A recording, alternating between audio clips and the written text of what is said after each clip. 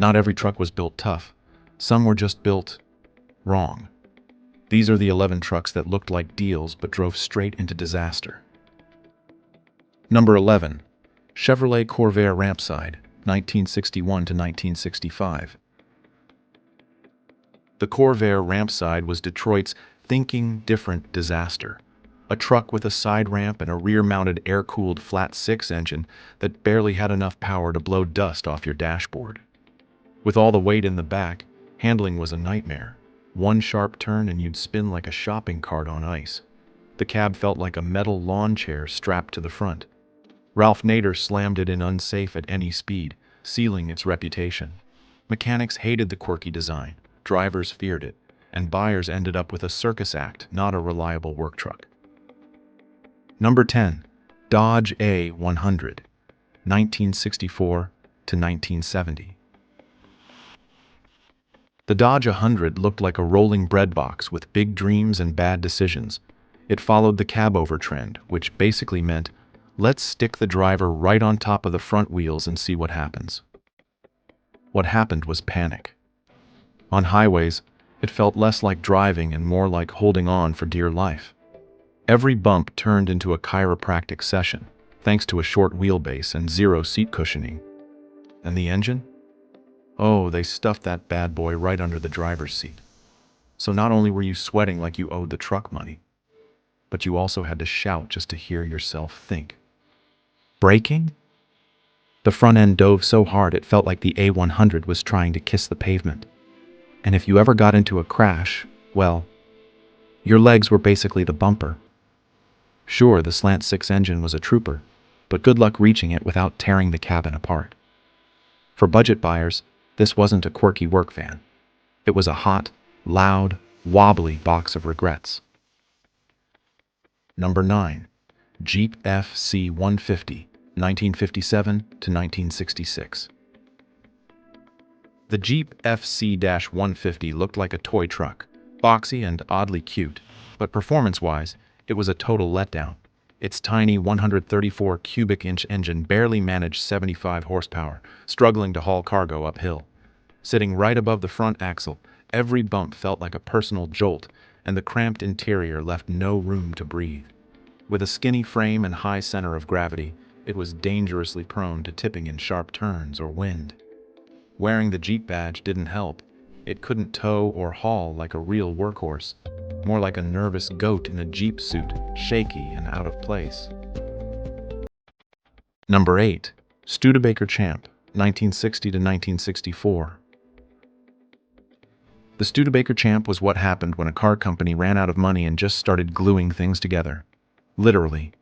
They took the front end of a Lark sedan, slapped it onto an old truck chassis, and called it a day. The result was a weirdly proportioned panel gap nightmare that looked more like a science fair project than a serious pickup. Power came from a 90 horsepower engine that could barely move the truck when empty, let alone loaded. It overheated often, blew gaskets like it was a hobby, and left drivers stranded more times than they'd like to admit. For the bed, they borrowed parts from Dodge, making the design even more confused. The handling? Pure sedan, soft, squishy, and absolutely not built for hauling anything heavier than groceries. Buyers who took a chance on the Champ didn't get a bargain. They got a rolling lesson in why desperation and engineering don't mix. Number 7. Ford Courier, 1972 to 1982. The Ford Courier showed up in the 70s looking like a clever response to the fuel crisis, but under that Ford badge was just a Mazda pickup in disguise. They didn't even try to hide it. Early models had a tiny 1.6-liter engine with about 75 horsepower, which meant merging onto highways felt like entering a prayer circle. It couldn't haul much more than empty boxes, and maybe your hopes and dreams, if they were lightweight. Things got marginally better with the 2.0-liter upgrade, but the real heartbreak was the rust. This truck didn't just rust, it evaporated. Bad steel, worse protection, and any town that used road salt became the Courier's personal graveyard. You'd park it in winter, and by spring, half the body panels had resigned. Inside, it was just as grim. Bare bones everything, cheap seats, and a dashboard that felt like recycled cereal box. Budget buyers got mileage. but not much else worth driving. Number 6.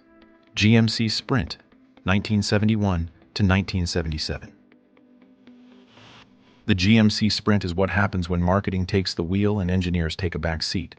It was basically a Chevrolet El Camino, wearing a different badge with almost nothing to set it apart. This identity crisis meant the Sprint was always stuck in the El Camino's shadow, struggling to justify its own existence.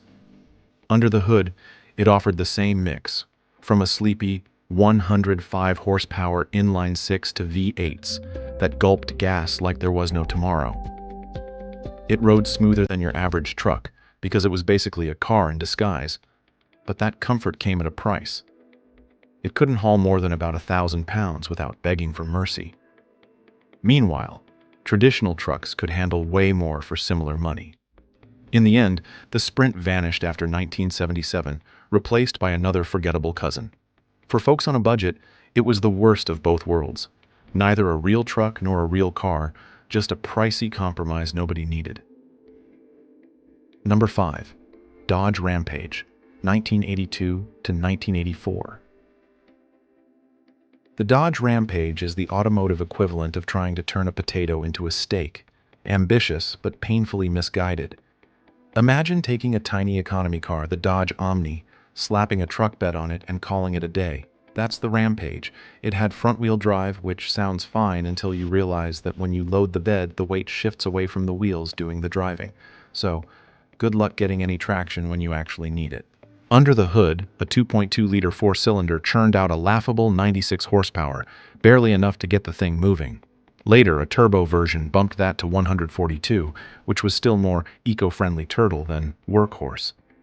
Its unibody frame wasn't built for hard work, and the suspension folded like a deck chair under even light loads. For folks needing a real truck, the Rampage was a cruel joke, looking tough but performing like a wheeled grocery cart with a bed attached.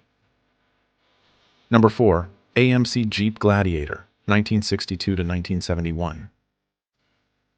The AMC Jeep Gladiator was like that tough friend who's great at hiking but terrible at everything else. Sure, it could crawl over rocks and mud like a champ, but ride it on regular roads and you'd wonder if you'd accidentally signed up for a chiropractor appointment. Its leaf spring suspension made every bump feel like a personal attack on your spine. Under the hood, the basic inline-six wheezed out a modest 145 horsepower, and the V8s, they guzzled gas like it was going out of style. Inside, don't expect cozy seats or fancy gadgets. This was strictly utilitarian, with rust creeping in like an unwanted guest in wetter climates. The Gladiator barely changed over the years, stuck in the past while rivals modernized. If you needed a truck for everyday life, this was a tough sell. Great for off-road warriors, but a nightmare for anyone wanting comfort or efficiency. Number 3. Ford Econoline Pickup, 1961 to 1967. The Ford Econoline pickup was like the truck equivalent of sitting on a campfire. The engine was shoved right between the driver and passenger, turning the cabin into a noisy, hot little oven where personal space didn't exist. Taking a long drive felt less like a trip and more like a test of endurance. Under the hood, it had these tiny little engines that barely managed 85 to 101 horsepower. When you loaded it up, it struggled like a kid carrying a backpack 3 times its size. Sure, it could zip around city streets okay, but hitting the highway was like riding a wild bull. Safety-wise, your legs were basically the first thing to take the hit in a crash. No thanks to that forward control design. Every bump felt like a reminder that comfort wasn't part of the plan. For people who needed an affordable truck, this one sacrificed everything but size, and Ford thankfully pulled the plug after 67. Number 2. Chevrolet El Camino, 1970s models. The 1970s. Chevrolet El Camino is like that guy at the gym who used to lift heavy but now just struggles with a light dumbbell. Once a decent performer, this truck-car hybrid got hit hard by emissions rules and the fuel crisis, turning it into a shadow of its former self. The base engine was a wheezing 105 horsepower inline-six that could barely keep up with a slow jog, and even the V8s lost their muscle, leaving drivers wondering what happened to all the power. Its car-like design meant it could barely haul 1,000 pounds, which is pretty sad for a pickup. The suspension, made for smooth rides, would sag under any load, making it feel like it was about to tip over just carrying groceries. Stylish? Sure. Useful? Not so much. It guzzled gas like a truck, but couldn't do the real truck stuff. For folks on a budget, it was basically a flashy letdown wrapped in questionable 70s style. Number 1. Jeep J10, 1974 to 1988. The Jeep J10 is a textbook example of how a truck can get stuck in the past, and not in a good way. Riding on the old Wagoneer platform, this beast barely changed for nearly 15 years, while its rivals sprinted ahead with fresher designs and better tech. Imagine showing up to a smartphone party with a rotary phone. That's the J10 in the 1970s and 80s. Under the hood, it had AMC's inline-6 or V8 engines, but don't expect smooth or efficient performance. The J10 earned a not-so-glamorous reputation for oil leaks and mechanical headaches, especially as quality control slipped due to AMC's money troubles. The suspension was tough off-road but harsh on pavement, making city driving feel like a jolt fest. While competitors modernized, the J10 just kept chugging along, appealing mainly to buyers on a tight budget. For those folks, it was a tough truck with a legendary name, but definitely one showing its age. These 11 trucks are proof that not all American dreams come with a warranty. Sometimes they come with a headache. If you've survived one of these beasts, hats off. Don't forget to like, subscribe, and share your own truck horror story in the comments. Misery loves company.